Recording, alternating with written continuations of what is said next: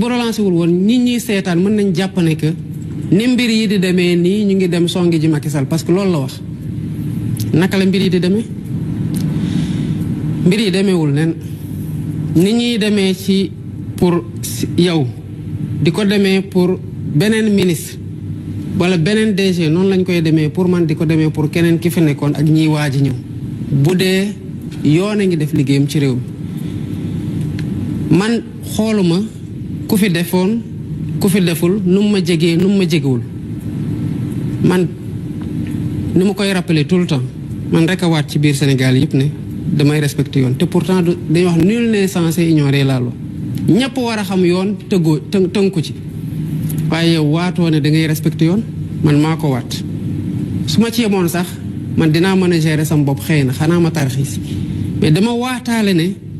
dinaa fexe ba ñeneen ñi tamit respecter yoon gis nga ci respecter yoon boobu dafa am ñu gérer pendant 12 ans assumer ay responsabilités war a rendre compte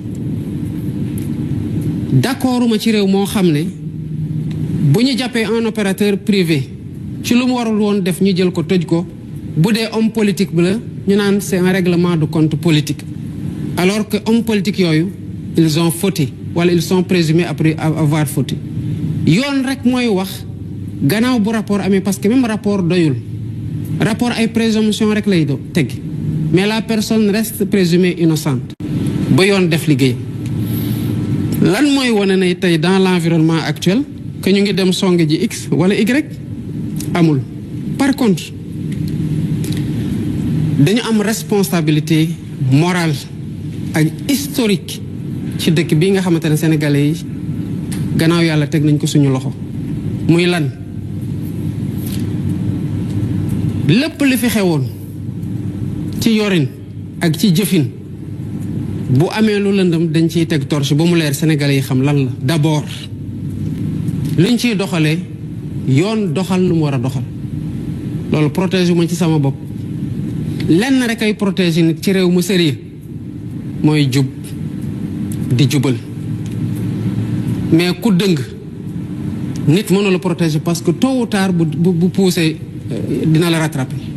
ku jubalul tamit tôt ou tard dinañ xam ne sa ndëngate fan la nekk te dañ ko na la teguwaat s'il y a des choses yoo xamante ne ça a été fait et ça a été fait am na lu am c'est pas le lieu de dire que lii am na lii am na lii am na mais même ma xam na am na doyul je vais dire faites les enquêtes si à la fin des enquêtes ñu ne y a pas matière à poursuivre nu ma bëgg ñu poursuivre tamit damay ne oh bëggoon naa ñu poursuivre mais pourquoi on voudrait poursuivre quand la loi ne permet ou les faits ne permettent pas de poursuivre on ne poursuit pas c'est aussi simple que ça c'est pas man maay bëgg ñu poursuivre nit pour ñu poursuivre ko du man maay bañ tamit ñu poursuivre nit pour ñu bañ ko poursuivre loolu amul kenn kuñ ciy singali du ancien président Macky Sall pour qui on a beaucoup de respect malgré tout ce qui s'est passé mais on s'est fait des accolades le cœur vide me concernant ma jox ko avion bi mu dem umra ma ne ko boo demee ñaanal mu ngi ci leneen réew maa ngi dox donte nag xam naa ne am na muy def ci suuf mais toppewu ma ko je sais qu'il fait des choses je vois mais toppewu ma ko mais bu ko dara toppee ëllëg nag loolu du man digganteem la ak yoon la mais je ne me fais pas de fixette sur lui man li ma soxal mooy la mission bi ma Sénégalais yi jox yàkkamti ma ci lool te ma xam nu mu toll weesu lool ci jafe-jafe ngay défi à relever ak espoir yi ñu nekk samay wagg loolu laa gérer pas X pas Y. am na solo lool donc bu lii mooy ndax képp pàcc bi dañuy jàll ci pàcc bi nga xamante ne la ñu jagleel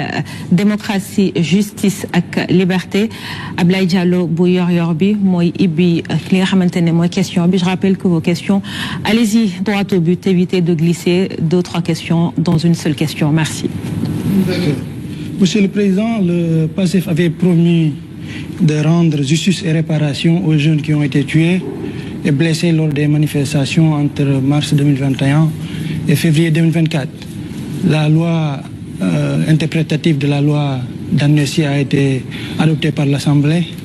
un an après votre entrée en fonction. Sénégalais yi jàpp ne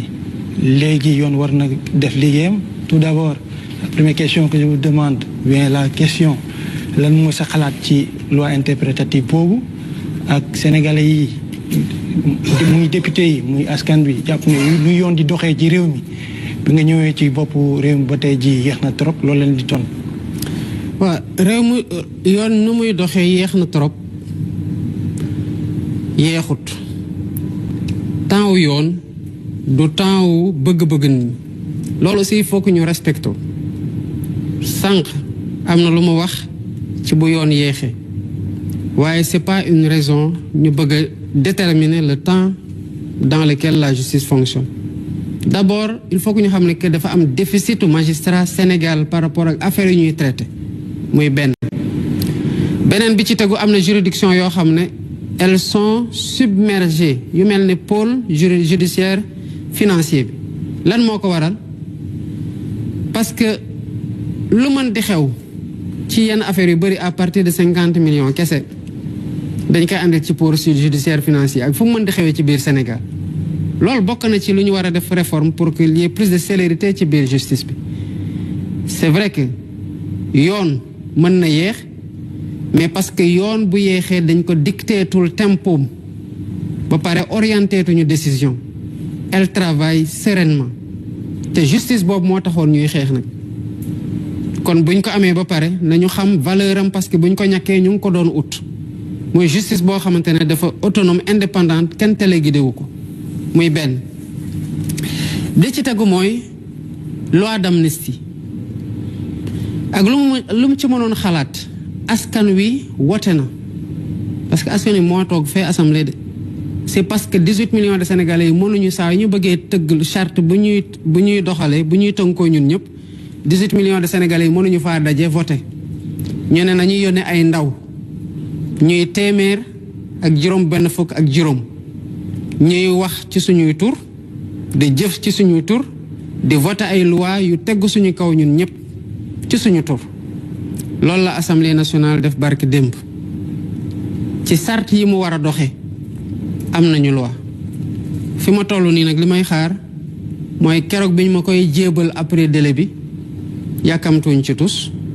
dugaluñ ko ci procédure d'urgence buñ ko voté buñ ma ko joxee ma promulgué ko bu amee ay recours nañ bàyyi justice adressé recours yi en toute sérénité bu dee annulé wuñ ko dina egsi ñu promulgué mu commencé applicable mu des nag liñ ca bëgg a saytu lan la may fàttali sénégalais yi ne man ak waa Pastef ñu bari bi ñuy voté loi amnistie bi ñan lañ doon amnistie ñun de buñ ñu laajee suñu xalaat dañu ne maa ngi woon kaso man def fa 11 mois dañu ne bëgguñu premier ministre nga fa woon mu ne bëggul suñu député yi nekkoon 25 ou 24 ci député ci assemblée nationale ne voté wuñu kon tëgguñu ko voté wuñu ko supporté wuñu ko lan moo tax mais liñ ciy def nii foog sénégalais yi xoolaat bu baax a baax importance su acte bu ñu posé nii mais lan moo gënoon yomb ak luñ ñu dajaloo yëpp ci biir Sénégal on a vu des choses ñu ñu rey yëpp xam nañu leen te chaque jour ñu jàkkaarloog seeni xar kanam ci suñuy bureau pour bañ leen fàtte te fàttewuñ leen de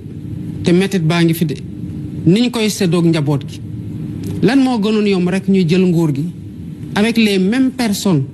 et les mêmes moyens yi ñu defee woon loolu ñu commencé teg seen kaw mais vous imaginez que régime ñëw ñun ñi ñu ñëw pour rek lu ñu neex bëgg a faagaagal opposition bi ñu def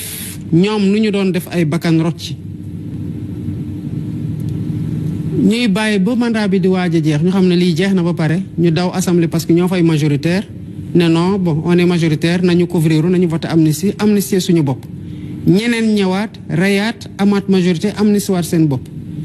mais vous pensez que ñun mën nañoo évoluer ci autant d'insécurité liées à des querelles politiques